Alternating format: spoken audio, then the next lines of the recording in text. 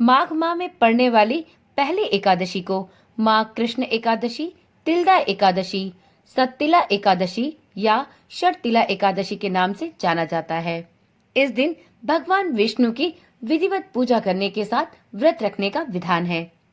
आज की वीडियो में हम जानेंगे कि साल 2025 में माघ माह की पहली एकादशी कब पड़ रही है। इस दिन पूजा का शुभ मुहूर्त क्या होगा और द्वादशी तिथि पर पारण का सही समय क्या होने वाला है। वीडियो में हम ये भी जानेंगे कि माघ माह की षटतिला एकादशी पर कौन सा ऐसा कार्य है जिसे सभी साधकों को अवश्य करना चाहिए। इससे मुख्य रूप से आप अपने पितरों को प्रसन्न करने के साथ साथ उनका आशीर्वाद प्राप्त कर सकते हैं। साथ में पितृदोष से पीड़ित है तो उसको भी इस उपाय के द्वारा समाप्त किया जा सकता है। ओम नमः शिवाय, जय श्री कृष्णा।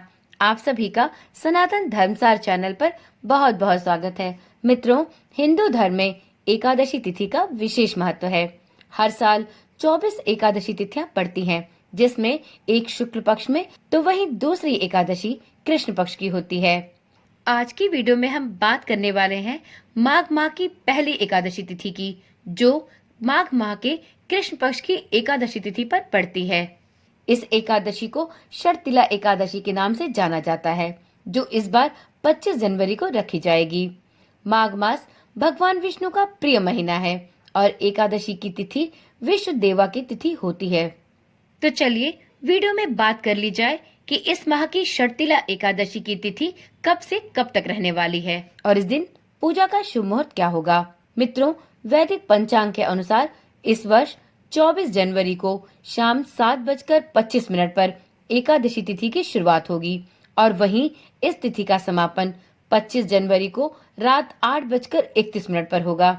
ऐसे में उदया तिथि के अनुसार षटतिला एकादशी का व्रत 25 जनवरी को रखा जाएगा। अब जानते हैं षटतिला एकादशी के दिन भगवान विष्णु की पूजा के लिए कौन से शुभ मुहूर्त प्राप्त हो रहे हैं। तो मित्रों, षटतिला एकादशी के दिन श्री हरि विष्णु की पूजा के लिए 2 मुहूर्त प्राप्त हो रहे हैं। इन दोनों मुहूर्त में आप विधिवत रूप से भगवान विष्णु की पूजा संपूर्ण विधि विधान के साथ कर सकते हैं। तो इसमें पहला मुहूर्त प्राप्त हो रहा है ब्रह्म मुहूर्त का, सुबह 5:36 से लेकर सुबह के 6:24 तक। आप इस शुभ मुहूर्त में श्री हरि विष्णु की पूजा संपूर्ण विधि विधान के साथ करके श्री हरि विष्णु की कृपा के पात्र बन सकते हैं। अब जानते हैं श्री हरि विष्णु की पूजा के लिए आपको 25 जनवरी को दूसरा कौन सा मुहूर्त प्राप्त हो रहा है। तो मित्रों, आपको इस दिन अभिजीत मुहूर्त दोपहर में 12:17 से लेकर दोपहर के 1 बजे तक का प्राप्त हो रहा है। तो आप यदि ब्रह्म मुहूर्त में श्री हरि विष्णु की पूजा अर्चना करने में असमर्थ है तो चिंता की कोई बात नहीं। आप इस दिन अभिजीत मुहूर्त में दोपहर के समय में भी श्री हरि विष्णु की पूजा करके उनकी कृपा प्राप्त कर सकते हैं। मित्रों, अब जानते हैं षटतिला एकादशी का व्रत रखने वाले साधकों को द्वादशी तिथि पर पारण का सही समय कौन सा प्राप्त हो रहा है।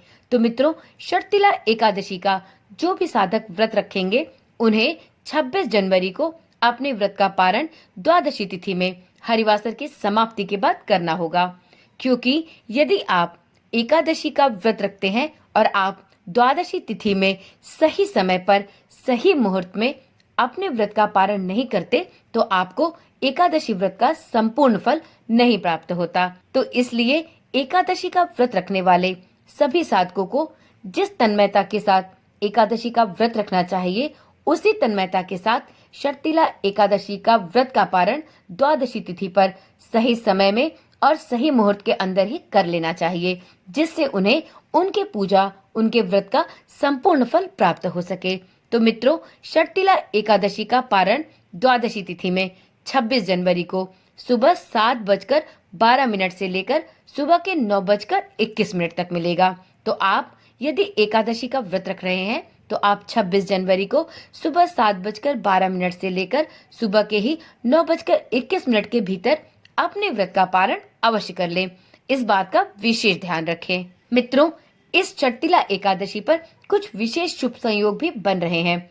षटतिला एकादशी पर चंद्रमा जल तत्व की राशि वृश्चिक में होगा। षटतिला एकादशी के शुभ अवसर पर चंद्र और मंगल का संबंध भी प्रगाढ़ रहेगा। इस दिन सूर्य उत्तराषाढ़ नक्षत्र में होगा, जिसे स्नान दान के लिए अत्यंत शुभ माना जाता है। मित्रों, शर्तिला एकादशी का अत्यंत महत्व है। इस दिन भगवान विष्णु की आराधना करने से व्यक्ति को सुख समृद्धि प्राप्त होती है। मित्रों, वीडियो में ये जानते हैं कि शर्तिला का क्या तात्पर्य होता है। तो देखिए, शर्त शब्द का अर्थ होता है 6 और तिला का अर्थ है तिल, यानी इस एकादशी पर 6 प्रकार से तिल का प्रयोग करना शुभ माना जाता है। वहीं इस दिन तिल का दान करना भी बहुत लाभप्रद है। इस दिन व्रत रखने से अक्षय पुण्य की प्राप्ति होती है। मान्यता है कि इस व्रत में जो कोई भी व्यक्ति जितने रूपों में तिल का उपयोग तथा तिल का दान करता है, उसे उतने 1000 वर्ष तक स्वर्ग की प्राप्ति होती है। इसके साथ ही इस दिन जल में तिल मिलाकर अपने पितरों के निमित्त तर्पण करने से भी आपके मृत पूर्वजों को शांति मिलती है। वहीं पितरों का तर्पण करने से जो भी साधक पितृदोष से पीड़ित हैं, उन्हें भी उनकी इस समस्या का निवारण प्राप्त होता है। तो यदि आप भी पितृदोष की समस्या से पीड़ित हैं, तो माघ मास की पहली एकादशी अर्थात शर्तिला एकादशी के दिन अपने पितरों के निमित्त काले तिल का दान अवश्य करें। इस दिन अपने पितरों के लिए काले तिल को जल में मिलाकर उनका तर्पण भी अवश्य दें। ऐसा करने से आपके जीवन में चल रही पितृदोष की समस्या दूर होने लगेगी और साथ में एकादशी का व्रत रखने से आपको श्री हरि विष्णु की कृपा भी प्राप्त होगी। तो चलिए मित्रों, आज की वीडियो हम यहीं पर समाप्त करते हैं। फिर मिलते हैं एक ऐसी ही नई और जानकारी वाली वीडियो के साथ। तब तक के लिए ओम नमः शिवाय, जय श्री कृष्णा, राधे राधे।